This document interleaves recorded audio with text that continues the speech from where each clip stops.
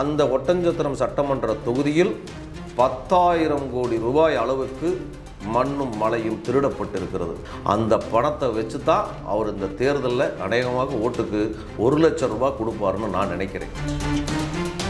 Sir, நம்ம இவ்வளோ என்னதான் சொன்னாலுமே இப்போது ஐபி செந்தில்குமாருக்கு தான் வந்து அந்த பழனி தொகுதியிலே ஒரு ஃபேமஸாக இருக்கார். கண்டிப்பாக தோற்கடிக்கப்படுவார். ஏன்னா அவர் மக்களுக்கு கொடுத்த வாக்குறுதி எதையுமே நிறைவேற்றும். திமுகவில் வந்து இப்போ கூட்டணிலாம் போயிட்டு பயங்கரமாக அவங்க ஒரு ஃப்ளோவில் போயிட்டு இருக்காங்க ஆட்சியை பிடிக்கிறதுக்கு. இப்போ என்டிஏல வந்து இன்னும் அந்த தொகுதி பங்கீடே முடியலை, யாருக்கு எவ்வளோ பங்கீடுனே வரலையே. 234 தொகுதியிலையும் திமுகவே போட்டி எடுக்கும். இவங்க கூட்டணி கட்சிக்காரங்க எல்லாரும் என்ன பண்ணுங்க, நீங்க போய் திமுகவுக்கு பிரச்சாரம் பண்ணுங்க.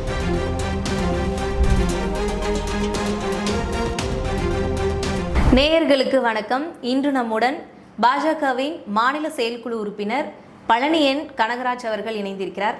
வணக்கம் சார். வணக்கம் மேடம். சார், இப்போ பழனி நம்ம எடுத்துக்கிட்டோம் அப்படின்னா திமுக தான் அங்கே செல்வாக்கு இருக்கு. இப்போ நீங்க வந்து தேர்தலில் நிற்க போற மாதிரின்ற பேச்சுகள்லாம் வெளியே கசியுது தான். ஸோ நீங்கள் இப்போ பழனிக்கு வந்துட்டீங்கன்னா என்ன மாதிரி மக்களுக்கு செய்வீங்க? அதாவது எனக்கு பாரதிய ஜனதா கட்சியினுடைய தலைமை வாய்ப்பு கொடுத்தால் நான் அந்த பகுதியினுடைய ஒரு வாக்காளன், அந்த பகுதியினுடைய நீண்ட காலமாக வசிக்கின்ற மக்களினுடைய அடிப்படை தேவைகளை பூர்த்தி செய்வதற்கான முயற்சி பண்ணுவோம். இந்த ஆட்சியாளர்களுடைய திமுக ஆட்சியில் நிறையா வஞ்சிக்கப்பட்டிருக்காங்க, நிறையா சொல்லி ஏமாற்றிருக்காங்க பொய் வாக்குறுதிகள். அதை பூராத்தையும் சரி பண்ணுவதற்கான முயற்சியில் பாரதிய ஜனதா கட்சி வாய்ப்பு கொடுத்தால் முருகனுடைய அருளாசியோடு அதை நிறைவேற்றும். சார், அப்படி பார்க்கும்போது அங்கே பெரியசாமி அவர்கள் பயங்கரமாக ஒரு ஃப்ரேமில் இருக்கார். இன்னொரு பக்கம் சக்கரபாணி அமைச்சர் அவர்களுமே ஒரு ஃப்ரேமில் இருக்கார். இவங்களை தாண்டி உங்களை எப்படி மக்கள் வந்து ஆதரிப்பாங்கன்னு நினைக்கிறீங்க சார்? இல்லை, ஜனநாயகத்தில் வந்து மக்களே எஜமானர்கள். இதில் வந்து பெரிய ஆள் சின்ன ஆள் யாருக்குமே கிடையாது. 18 வயது நிரம்பியவர்களுக்கும் ஒரு வாக்கு, 100 வயது இருக்கிறவர்களுக்கும் ஒரு வாக்கு, மிகப்பெரிய செல்வந்தர்களான 500 கோடி 1000 கோடி 2000 கோடி வைத்திருக்கிறவங்களுக்கும் ஒரு வாக்கு தான். ஒரு சாதாரண அன்றாடம் ஒரு 200 ரூபாய்க்கு 300 ரூபாய்க்கு கூலி வேலைக்கு போகிறவங்களுக்கும் ஒரு வாக்கு தான். பிஹெச்டி முடித்தவங்களுக்கும் ஒரு வாக்கு தான். மலைக்கு கூட பள்ளிக்கூடம் பக்கம் ஒதுங்காதவங்களுக்கும் ஒரு வாக்கு தான். இப்படி இருக்கிறப்போ இந்த ஜனநாயகத்தினுடைய வெற்றியே இதுதான். அப்படிங்கிறப்போ அவங்க பெரிய ஆள், அவங்க சின்ன ஆளுங்கன்னு கிடையாது. மக்களே ஜனநாயகத்தின் எஜமானர்கள். இந்த எஜமானர்கள் யார் வர வேண்டும் என்று முடிவு செய்கிறார்களோ அவர்களே மக்கள் பிரதிநிதியாக வருவதற்கான வாய்ப்புகள் உள்ளன. அதனால் அவங்க பெரிய ஆளுங்கிறதெல்லாம் அவங்களுக்கு வேணால் இருந்துக்கலாமே தவிர மக்களுக்கு கிடையாது. இன்னொன்றுமே நாங்கள் கேள்விப்பட்டதுன்னா நீங்களும் அமைச்சர் சக்கரபாணி அவங்களுமே ரொம்ப க்ளோஸ் அப்படின்ற மாதிரி செய்தி கேட்டிருக்கோம். ஸோ அப்போது நீங்கள் இப்போ நிற்கிறீங்க அப்படின்னா ஒருவேளை திமுகவில் இருக்கக்கூடிய சக்கரபாணி அவர்கள் உங்களுக்கு விட்டு கொடுக்க வாய்ப்பு இருக்குன்னு நீங்கள் நினைக்கிறீங்களா? அவருக்கு எனக்கு தான் பிரச்சனையே நடந்துட்டு இருக்கு. அப்படியா? அவர் கொண்டு வந்த மக்கள் விரோத ஜனநாயகத்துக்கு உட்படாமல் அவர் செய்த செயல்கள் அத்தனையும் களத்தில் எதிர்த்து நின்றிருக்கிறோம். உதாரணத்துக்கு 2022 எங்களுடைய பாஜகவினுடைய அலுவலகம் மஞ்சநாயக்கம்பட்டியில் தாக்கப்பட்டுச்சு. அதில் 3 பேர்த்துக்கு மேலே காயமடைஞ்சாங்க. அதை கண்டித்து நாங்கள் அவங்க மேலே நடவடிக்கை எடுக்கணும், அந்த குற்றவாளிகளை கைது செய்யணுங்கிறதுக்காக ஒரு மிகப்பெரிய ஒரு போராட்டத்தை தற்போதைய மாநில பொதுச் செயலாளர் பேராசிரியர் ராமஸ்ரீனிவாசன் அவர் சிறப்பு விருந்தினராக கலந்து கொண்டு மிகப்பெரிய போராட்டத்தை பண்ணோம். அன்றைக்கி கிட்டத்தட்ட ஒரு 900 பேர் எங்களை கைது செஞ்சாங்க. அப்படி தான் அந்த போராட்டம் பண்ணோம். 2வது புஷ்பத்தூர் ஊராட்சி ஜனநாயகத்துக்கு விரோதமாக அது கலைக்கப்பட்டுச்சு. கலைக்கப்படுறப்போ அது ஒரு பெருந்திரள் மக்கள் போராட்டமாக பண்ணணும். அந்த போராட்டத்தில் சக்கரபாணி நாங்கள் அங்கே இருக்கக்கூடிய வட்டார வளர்ச்சி அலுவலகத்துக்குள்ளே கேட்டை திறந்துக்கிட்டு தான் உள்ளே போனோம். அதாவது வட்டாட்சி வளர்ச்சி அலுவலரை சந்திக்கிறது. ஆனால் என்ன பண்ணாங்கன்னா கேட்டை உடைச்சிட்டு உள்ளே போனாங்கன்னு சொல்லி 2 வழக்குகள் என்னுடைய பாரதிய ஜனதா கட்சியினுடைய தொண்டர்கள் மீதும் தலைவர்கள் மீதும் 2 வழக்குகள். ஒரு வழக்கில் 18 பேர், இன்னொரு வழக்கில் 19 பேர். இதற்காக கிட்டத்தட்ட எங்களுடைய கட்சியில் 7 பேர் கைது செய்யப்பட்டார்கள். கிட்டத்தட்ட 15-20 பேர் 24 நாட்கள் தலைமறைவாக இருந்தோம். அந்த அளவுக்கு அவருடைய போராட்டம். அதே போல் 218 ஏக்கர் இவர் சிப்காட் கொண்டு வரேன்னு ஒரு முயற்சி பண்ணார். இந்த சிப்காட் கொண்டு வரேன்னு பண்ணதில் 218 ஏக்கர் பழனி முருகன் கோயிலுக்கு சொந்தமான ஒரு கோசாலை நிலம். அதில் இருந்து அதுடன் சேர்த்து 800 ஏக்கர் நிலத்தினை விவசாயிகளிடம் இருந்து அந்த நிலத்தினை பிடுங்கி அங்கு சிப்காட் கொண்டு வருவதற்கான முயற்சியில் ஈடுபட்டார். அப்போ நாங்கள் சொன்னோம், சிப்காட் கொண்டு வாங்க. தொழில் வளர்ச்சி வந்து ஒரு நாட்டுக்கு மிக மிக வேண்டியது. ஆனால் வறட்சியான பகுதியான தொப்பம்பட்டி பகுதிக்குள்ள, தொப்பம்பட்டி யூனியனுக்கு உட்பட்ட பகுதிகளில் நீங்கள் கொண்டு வாங்கன்னு சொன்னோம். அவர் என்ன சொல்கிறாருன்னா 3 வேளை விளையக்கூடிய பகுதிகளில், காய்கறிகள் விளையக்கூடிய பகுதிகளை நான் இங்கே தான் கொண்டு வருவேன் முயற்சி பண்ணுறார். அதை ஒரு மிகப்பெரிய மக்கள் போராட்டத்தை முன்னெடுத்து நிறுத்தணும். அதே மாதிரி அதுக்கு பக்கத்தில் அரளிக்குத்து குளம்னு சொல்லி ஒரு குளம் 70 ஏக்கர். அந்த குளத்தை மூடி அவங்களுக்கு வேண்டிய ஆட்களை எல்லாம் சுற்றி இருக்கக்கூடிய நிலங்களை எல்லாம் வாங்க சொல்லிட்டு அவர் அந்த நிலத்தினை வந்து எடுத்து அதில் வந்து ஒரு ஃபேக்ட்ரி கொண்டு வரக்கான முயற்சி பண்ணார். சிட்கோ அப்படிங்கிற ஒரு நிறுவனத்தை கொண்டு வந்துட்டு பக்கத்தில் இருக்க இடத்தையோட வேல்யூவை கூட்டணுங்கிறதுக்காக முயற்சி பண்ணார். அதையும் பாரதிய ஜனதா கட்சி மிகப்பெரிய மக்கள் போராட்டத்தினையும் ஒரு பக்கம் நடத்தினாலும் இன்னொரு பக்கம் சட்ட ரீதியான போராட்டத்தை நடத்தி இந்த போராட்டங்களுக்கு எல்லாம் தலைமையேற்று நடத்தியவன் நான். அப்படிங்கிறப்போ அதனால் வந்து அவருக்கு எதிராக அதே போல் மண் கொள்ளை, நீங்கள் மலைகள் கொள்ளை. இப்போ சக்கரபாணி அவங்க என்ன பண்ணுறாங்கன்னா, அமைச்சர் அந்த பகுதியில் இருக்கக்கூடிய இதுவரைக்கும் அந்த ஒட்டஞ்சத்திரம் சட்டமன்ற தொகுதியில் 10,000 கோடி ரூபாய் அளவுக்கு மண்ணும் மலையும் திருடப்பட்டிருக்கிறது. அந்த பணத்தை வச்சு தான் அவர் இந்த தேர்தலில் அநேகமாக ஓட்டுக்கு 1 லட்சம் ரூபாய் கொடுப்பாருன்னு நான் நினைக்கிறேன். அப்படி 1 லட்சம் ரூபாய் கொடுத்தாலும் இந்த முறை ஒட்டஞ்சத்திரம் சட்டமன்ற தொகுதியில் சக்கரபாணி அவர்களுடைய தோல்வி மக்களால் முடிவு செய்யப்பட்டு விட்டது. சரி சார், இப்போ 24 மணி நேரமே வந்து அங்கே பழனியில் மதுபானம் விற்கிறதா கூட செய்திகள்லாம் பார்த்துருக்கோம். அதில் கூட நீங்கள் போராட்டம்லாம் பண்ணி கைதாகி ராமநாதபுரம் அந்த இதில் சிறையில் இருந்ததாலாம் சொல்லியிருக்காங்க. நீங்கள் மக்களுக்காக பழனியில் இவ்வளோ தூரம் பண்ணியிருக்கீங்க. இப்போ 1 லட்ச ரூபா சக்கரபாணி அவர்கள் மக்களுக்கு கொடுத்தா கண்டிப்பாக மக்கள் வந்து எனக்கு இவர் 1 லட்ச ரூபா கொடுத்துருக்காரு, நான் இவருக்கு தான் ஓட்டு போடுவேன்ற ஒரு இதில் தானே சார் இருப்பாங்க மக்கள்? இல்லை, நான் தான் சொன்னேன்லங்க, மக்களே எஜமானர்கள். நீங்கள் எவ்வளோ பணம் கொடுத்தாலும் மக்கள் தங்களுடைய மனசுக்குள்ளே முடிவு பண்ணிட்டாங்கன்னா அவங்களுக்கு தான் ஓட்டு போடுவாங்க. நீங்கள் அப்படி பார்த்தீங்கன்னா இன்றைக்கி எந்த அரசியல்வாதியுமே களத்தில் இருக்க முடியாது. அம்பானி, அதானி போன்ற மிகப்பெரிய பணக்காரர்கள் மட்டுமே அரசியலில் இருந்திருக்க முடியும். அரசியலில் பணம் மட்டுமே தீர்மானிக்கிறது இல்லை. அதே போல் நீங்கள் சொன்னீங்களே, டாஸ்மாக் கடை பழனியில் திறந்திருக்கு. அங்கே பக்கத்தில் அந்த காம்பவுண்டுக்குள்ளேயே மகளிர் அந்த அண்ணா பல்கலைக்கழகத்தினுடைய பாதிக்கப்பட்ட மாணவிகளுக்காக போராட்டம் பண்ண போனவங்களை கூட்டி போய் அந்த மண்டபத்தில் அரெஸ்ட் பண்ணி வச்சிருக்காங்க. அப்போ நம்ம அதை கேட்க போகிறோம், இங்கே மகளிரை அரெஸ்ட் வச்சிருக்கிறீங்க, இது ஒரு பிரச்சனை கிடையாது. மகளிருக்காக ஒரு மகளிர் போராடுறதே இன்னைக்கு பெரிய விஷயம். அப்படி அவங்க போராட்டம் பண்ண அடைச்சி வச்சிருக்கீங்களே, 24 மணி நேரம் கடை திறந்து வச்சுக்கலாம், அங்கே நடவடிக்கை எடுங்கன்னு நம்ம கேட்டோம். ஒட்டுமொத்த மீடியாவும் உள்ளே கூட்டி போனோம். கடைசியில் பார்த்தீங்கன்னா நான் போய் அத்துமீறி அங்கே நுழைஞ்சு அங்கே பணியாளர்களை வேலை செய்ய தடுத்தேன்னு சொல்லி என் மேலே வழக்கு செஞ்சுருக்காங்க.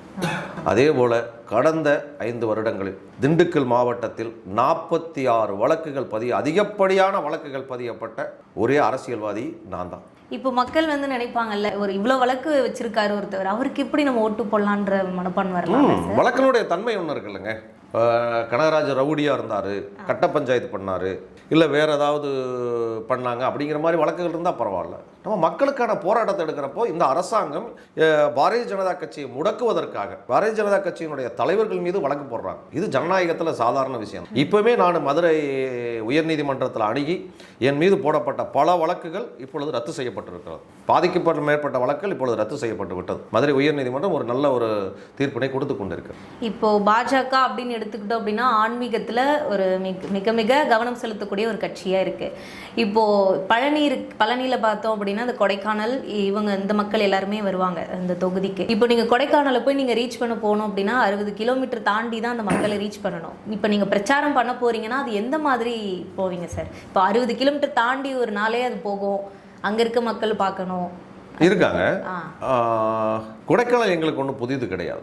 நாங்கள் எப்போயுமே வாரத்துக்கு ஒரு நாள், 15 நாளைக்கு ஒரு நாள், மாதத்துக்கு ஒரு 2 நாள் அந்த பகுதிகளில் தொடர்ந்து நம்ம கட்சி வேலையாக தான் நம்ம போய்கிட்டு இருக்கோம். அதனால் அதை நம்ம தொடர்ந்து தான் போய்கிட்டு இருக்கிறோம். இது ஒரு பெரிய விஷயம் கிடையாது. அது வந்து பழனி சட்டமன்றம் வந்து 2 பார்ட்டாக இருக்கும். ஒன்று பழனி யூனியன், அதே மாதிரி கொடைக்கானல் நகராட்சி ப்ளஸ் கொடைக்கானல் யூனியன். அதனால் இது வந்து பிரச்சாரம் பண்ணுறது ஒரு பெரிய விஷயம் கிடையாது. அது இல்லாமல் எங்களுடைய பார்ட்டியினுடைய ஒர்க்கர்ஸ் அனைத்து கிளைகளிலும் அனைத்து பூத்துகளிலும் இருக்கிறாங்க. இப்போ நீங்கள் பழனிக்கே போய் பிரச்சாரம் பண்ணி இப்போ உங்களை மக்கள் ஏற்றுக்கிட்டாங்கன்னு வச்சுக்கலாம் சார்.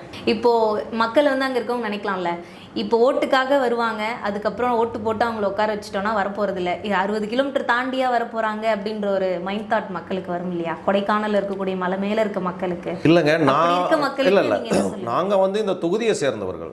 இந்த தொகுதிக்கே சேராமல் ஐபி செந்தில்குமார் வந்து அவருடைய பெரியசாமி ஐயா அவர்களுடைய பையன்கிற முறையில் வாரிசு அடிப்படையில் அவருக்கு சீட்டு கொடுக்கணுங்கிறதுக்காக அவர் திண்டுக்கல்ல குடியிருக்காரு.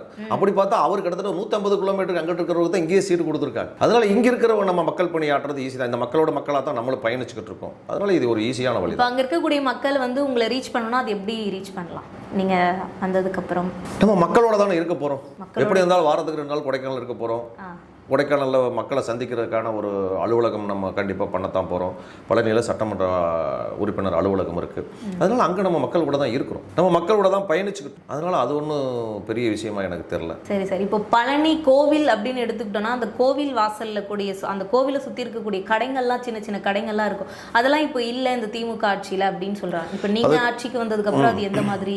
கண்டிப்பாக, அதாவது நீதிமன்றத்தினுடைய உத்தரவை காரணம் காட்டி இவர்கள் அந்த அப்பாவி மக்கள், அதாவது அன்றாடம் தன்னுடைய வயிற்று பிழைப்புக்காக வியாபாரம் செய்துட்டு இருந்தோம். அவங்க ஒரு பெரிய வியாபாரி எல்லாம் கிடையாது. வயிற்று பிழைப்புக்காக வியாபாரம் செய்து கொண்டிருந்த அந்த பொதுமக்கள் இன்றைக்கு பிச்சைக்காரர்களை விட கேவலமாக நடத்தி கொண்டிருக்கின்றது தேவஸ்தான நிர்வாகம்.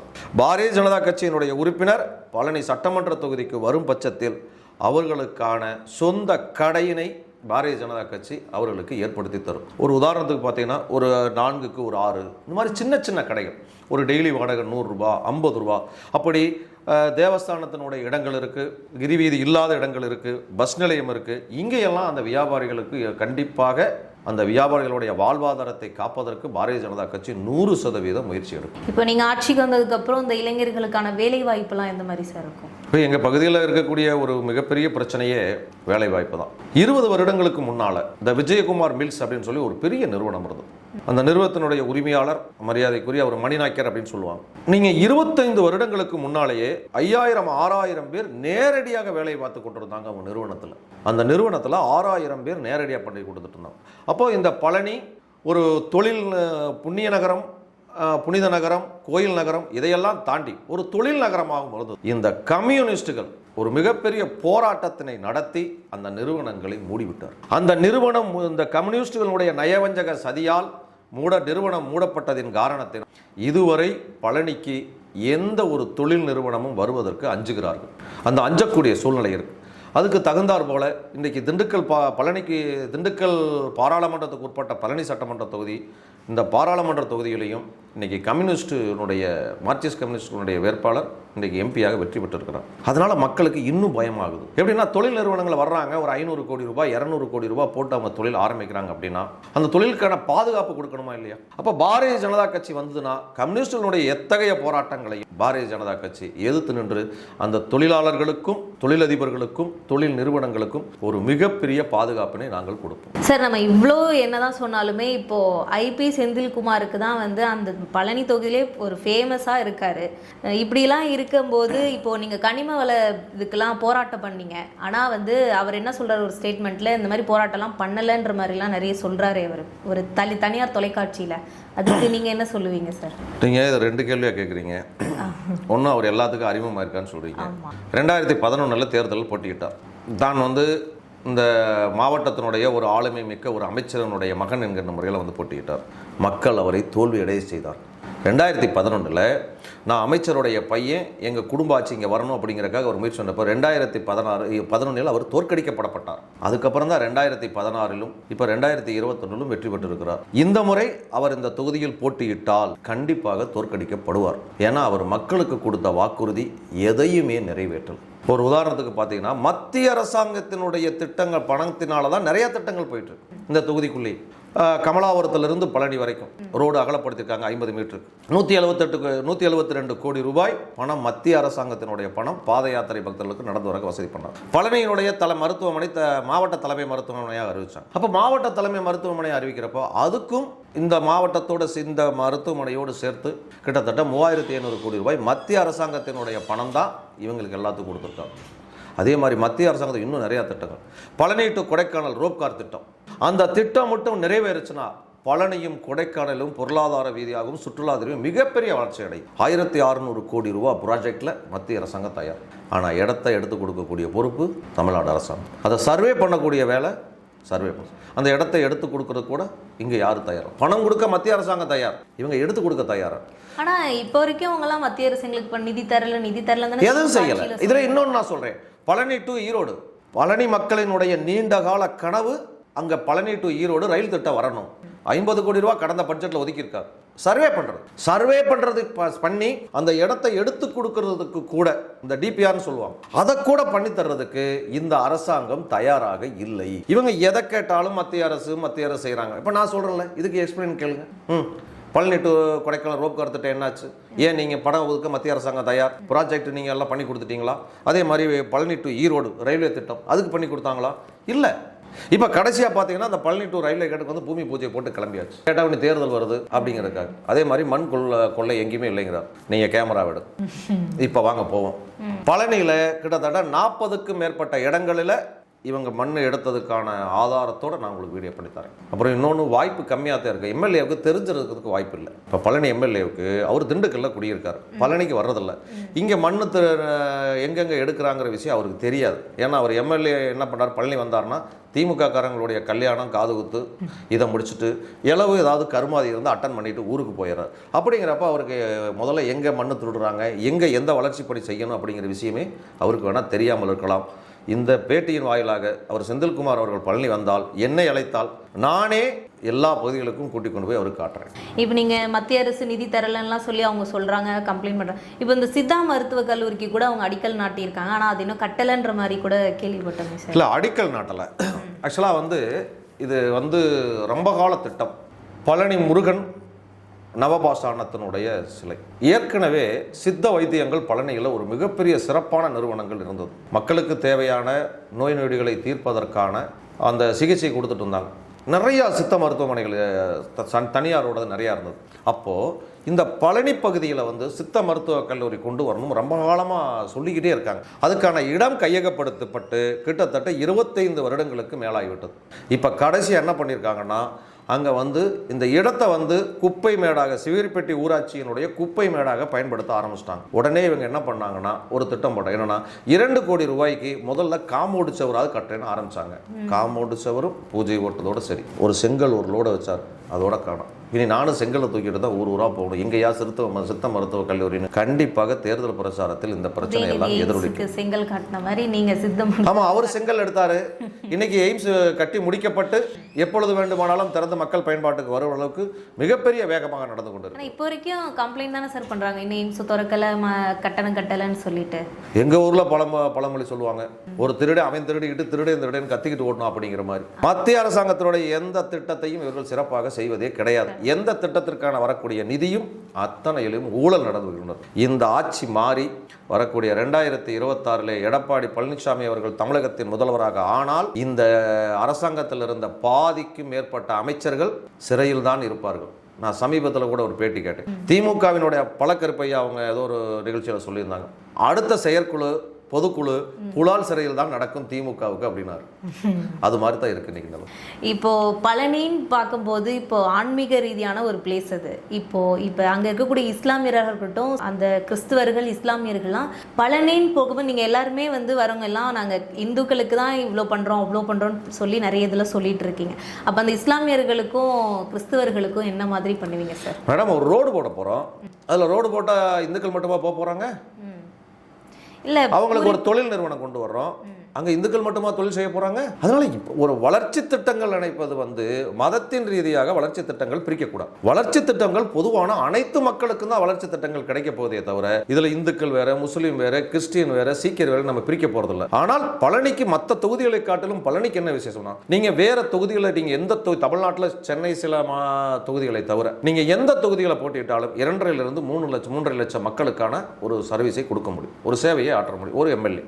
ஆனால் பள்ளி தொகுதியில் மட்டும்தான் ஒரு வருஷத்துக்கு 1 கோடி பேர் வெளியிலிருந்து வர்றாங்க. அவர்கள் இந்த நாட்டினுடைய மண்ணினுடைய மைந்தர்கள், இந்த நாட்டினுடைய மக்கள் தானே. அப்போ அவங்களுக்கும் சில அடிப்படை கட்டமைப்புகளை நம்ம ஏற்படுத்தி கொடுக்கணும்னு நம்ம சொல்கிறோம். இப்போ பழனி பஸ் ஸ்டாண்டில் இறங்கின உடனே பழனி எங்கே போகிறதுன்னு கூட தெரில. காலையில் கூட நான் ஒரு நண்பர்கிட்ட பேசிகிட்டு இருக்கப்போ சொன்னார், இந்த மாதிரி ஒரு பெரிய சிரமமாக இருக்குங்க. என்ன அப்படின்னு கேட்டால் அவர் சும்மா சொன்னார், இப்போ ஒரு 4 பேர் என்கிட்ட வந்து கேட்டாங்க, நானும் பஸ் ஸ்டாண்டில் இருந்தேன், இந்த மாதிரி பழனிக்கு போகணும், எந்த வழியாக போகிறது அப்படின்னாங்க. இந்த வழியாக போங்கன்னு நான் வழிகாட்டுற கூட பழக இல்லை. சரி, அங்கே போய் தங்குறதுனா என்ன பண்ணுறது அப்படின்னாரு. லெஃப்ட் சைடில் உதயநிதி மாளிகைன்னு ஒரு பெரிய மாளிகை இருக்குது, 500 பேர் தங்கலாம், தங்குங்க. லெஃப்ட் சைடில் வந்து எல்லா பக்கம் கலைஞர் பேர் வைக்கிறதுனால கலைஞர் தங்குமிடம்னு சொல்லி குளிக்கிறதுக்காக எல்லா வசதியும் நான் பண்ணி வச்சுருக்கேன்னு சொன்னேன் அப்படின்னாங்க. அப்போ அவர் கேட்டார், அப்படி இல்லையே அப்படின்னு கேட்டார். அப்போ தான் நான் கேட்டேன் திரும்பி, நீ கடவுள் நம்பிக்கையற்ற கட்சிக்கு ஓட்டு போட்டு இங்கே முருகன் கோயிலில் வந்து எங்கிட்ட வந்து தங்குறதுக்கு எங்கேன்னு கேட்டால் நான் என்னடா பதில் சொல்கிறதுன்னு சொல்லி என் நண்பர் கால் ஒருத்தர் சொல்லிட்டு இருந்தார். இது எவ்வளோ வகையில் உண்மைன்னு பாருங்கள். கடவுள் நம்பிக்கையற்றவர்களை மக்கள் பிரதிநிதியாக தேர்ந்தெடுத்து விட்டு கடவுளிடம் சென்று வேண்டினாலும் இந்த மக்களுக்கு நல்லது நடக்கப் போவது இல்லை. இருந்தாலுமே அந்த கிறிஸ்தவர்களாக இருக்கட்டும், இஸ்லாமியர்களாக இருக்கட்டும், அவங்களுக்கு ஒரு அதிருப்தி இருக்கும்ல. இவங்கெல்லாம் வந்தால் இந்துக்களுக்கு தான் அதிகம் பண்ணுவாங்க, நமக்குன்னு தனியாக ஒரு ஸ்பெசிஃபிக்காக எதுவும் பண்ண போகிறாங்களா, இல்லை நமக்குன்னு ஒரு இது சர்ச்சு கட்டி தர போகிறாங்களா, இல்லை மசூதி தர போகிறாங்க அப்படின்ற ஒரு இது இருக்கும்ல சார் அவங்களுக்கெல்லாம். ஏன் இந்துக்களுக்கு மட்டும் இது வரைக்கும் ஏதாவது கோயில் கட்டி கொடுத்துருக்கா இந்த அரசாங்கம்? பழனியே டெவலப் பண்ணுவீங்க, அப்போ அவங்களுக்கு என்ன டெவலப் ஆகும்? இல்லை மேடம், அதான் நான் சொல்ல, பொதுவான திட்டங்கள் கொண்டு வரப்ப எல்லாத்துக்கும் தான் வரும். இப்போ நாங்கள் சாலைகளை விரிவுபடுத்த போகிறோம், அந்த சாலைகள் என்ன பண்ண போகிறாங்க? எல்லா மக்களும் தானே போக போகிறோம். அதே மாதிரி பாரதிய ஜனதா கட்சி மேலே ஒரு தவறான பிம்பம் கட்டமைக்கப்படுகிறது. சரியா? நரேந்திர தாமோதரதாஸ் மோடியை போல ஒரு மதத்தை சார்ந்தவர் என்று எந்த அரசியல்வாதியும் இதுவரை இந்திய அரசியலில் பண்ணவில்லை. ஆனால் 12 வருடங்களாக ஆட்சி செய்து கொண்டிருக்கிறார் நரேந்திர மோடி அவர்கள். இதுவரை ஏதாவது ஒரு மதக்கலவரம் இல்லை சிறுபான்மையினருக்கு எதிராக ஒரு நிகழ்ச்சி நடந்திருப்பதா நீங்கள் சொல்லுப்பாங்க. இந்த நாட்டினுடைய வளர்ச்சி தான் முக்கியம்.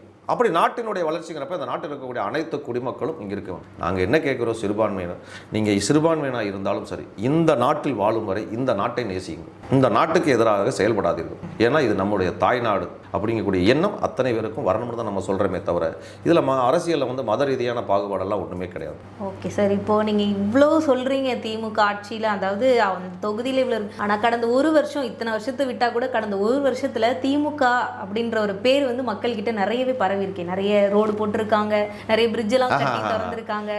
பிரிட்ஜை தட்டி திறக்கலை, ரோடு போடலை. அவங்க என்ன கேட்டாங்கன்னா, இப்போ வந்து பூரா பக்கமாக அரசாங்கத்தினுடைய காசில் எல்லா பேப்பர்லேயும் விளம்பரம் வரும், எல்லா மீடியாவிலையும் விளம்பரம் வருது. புதுசாக டைட்டில் வச்சுக்கிட்டே வர்றாரு. உங்களுடன் ஸ்டாலின், தமிழகம் வெல்லும், தமிழகம் போராடும், அப்புறம் இன்னும் நிறையா பேர் வச்சார். எனக்கே ஞாபகம் உள்ள ஒரு அரசியல்வாதி. அதனால் மக்கள் திமுக அதை பண்ணவே இல்லை. கடைசியாக ஒன்று சொன்னார், உங்கள் கனவை சொல்லுங்கள் அப்படின்னார். மக்கள் எல்லாரும் கனவோடு இருக்காங்க. என்னென்னா, இந்த ஆட்சியை 2026 ஸ்டாலின் ஆட்சியை, அப்பாவோட ஆட்சியை வீட்டுக்கு அனுப்புங்கிற முடிவில், நைனாவுக்கு ஓய்வு கொடுக்கணுங்கிற முடிவில் மக்கள் தெளிவாக இருக்காங்க. அதுதான் மக்களுடைய கனவு.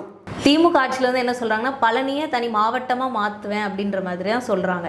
இப்போ நீங்கள் ஆனால் திருப்பூரில் இருக்கக்கூடியவங்களாம் என்ன சொல்கிறாங்கன்னா, இல்லை எங்களுக்கு தனியாக தான் வேணுன்ற மாதிரி பேசிகிட்டு இருக்காங்க. நீங்கள் ஒரு வேளை வந்துட்டிங்கன்னா எப்படி சார் மாற்றுவீங்க? ஏன்னா அவங்களும் காம்ப்ரமைஸ் ஆகணும், இவங்களும் காம்ப்ரமைஸ் ஆகணும். இப்போ எப்படி அதை கொண்டு வருவீங்க சார் உங்களோட இதில் இருந்து?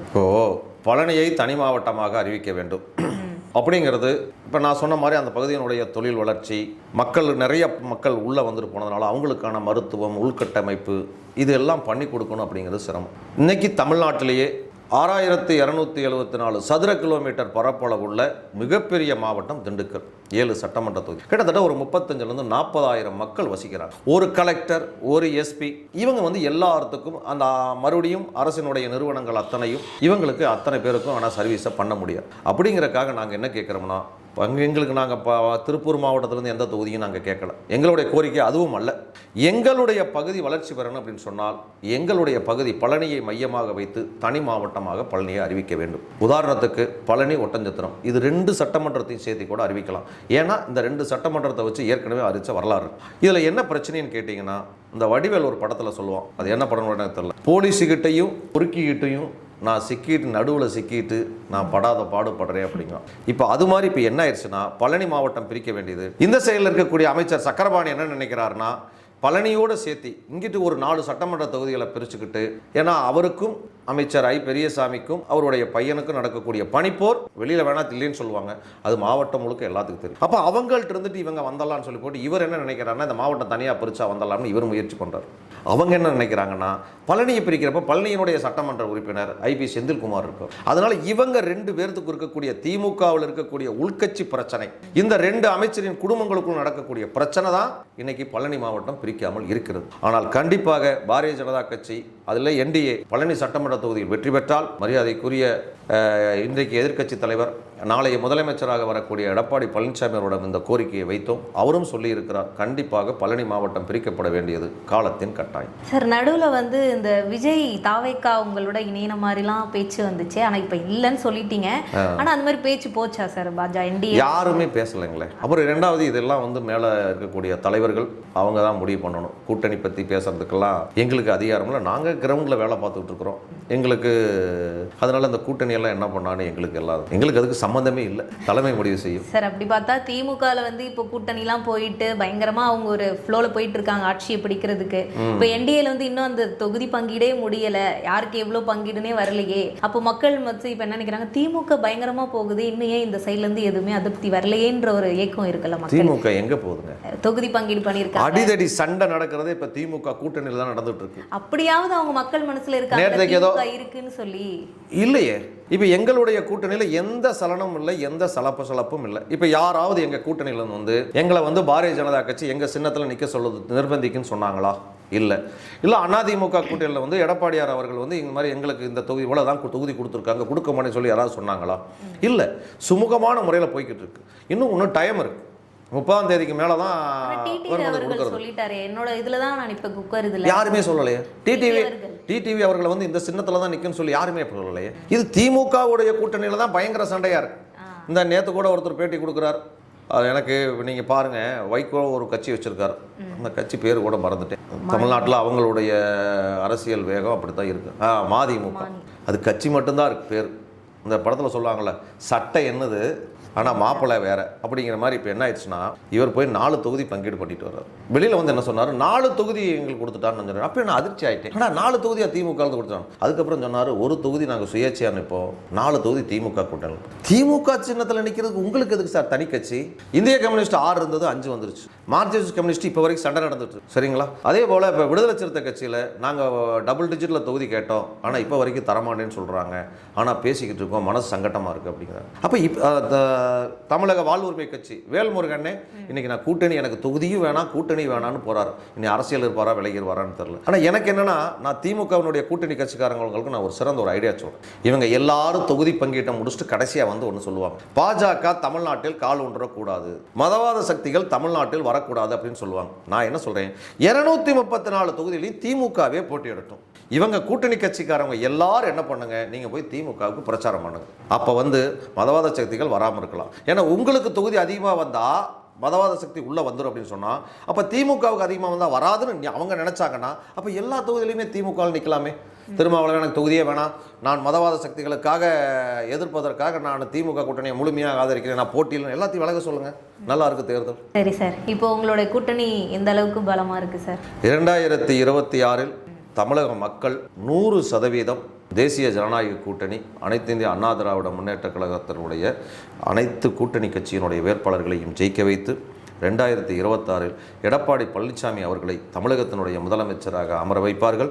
மீண்டும் புரட்சித் தலைவி அம்மா அவர்களுடைய ஆட்சி தமிழகத்திலே மே 4ஆம் தேதிக்கு பின்பு தமிழகத்திலே வரும். எப்பொழுது தேர்தல் வரும் என்று மக்கள் எதிர்பார்த்து கொண்டிருக்கிறார்கள். அரசியல்வாதிகளை காட்டிலும் மக்கள் எதிர்பார்த்து கொண்டிருக்கிறார்கள். இந்த மக்கள் விரோத இந்த அரசாங்கத்திற்கு முற்றுப்புள்ளி வைக்க வேண்டும்.